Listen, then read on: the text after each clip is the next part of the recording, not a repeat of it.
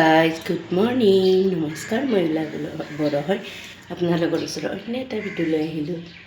এতিয়া ৰাতিপুৱা উঠি কাম মনত লাগি যাওঁ। মানুহটোৱে আজি চন্দ্ৰপুৰৰ পৰা কি আনিব দিছে, ৰাতিপুৱাই পুৱাই লৈ আহিছে, আপোনালোকক দেখাই আছোঁ। তাৰ লগৰটোৱে আনিছে, দেখাই আছোঁ।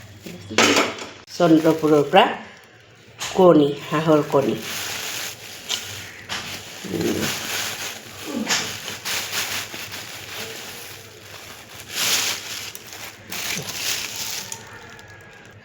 কেনেকুৱা ষ্টাইলত বান্ধি আনিছে চাৰ, ভিতৰত আকৌ কণী আছে, না ভাঙক বুলি। যোৰা 25 টকাকৈ লৈছে।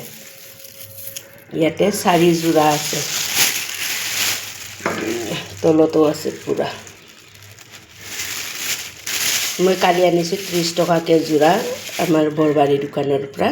কিন্তু আমাৰ এই মানুহটোৱে য'ৰ পৰা মিঠাতেল আনে তাৰ লগৰটোৰ তাৰ পৰা 25 টকা যোৰা হাঁহৰ কণী, ইমান ডাঙৰ ডাঙৰ। আৰু মই কালি বজাৰৰ পৰা আনিছোঁ এইটো, কালি ইটোৰ পৰা হাতে লৈ আহিছিলোঁ। হাঁহৰ কণী 30 টকা, 5 টকা লাভ।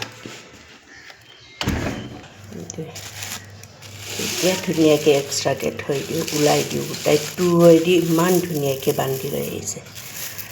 এতিয়া আৰু কাম বনত লাগি যাওঁ। আপোনালোকে যদি মোৰ ভিডিঅ'টো চোৱাৰ কাৰণে ইণ্টাৰেষ্টিং হয়, লাইক কৰিব, কমেণ্ট কৰিব, শ্বেয়াৰ কৰিব। Bye bye.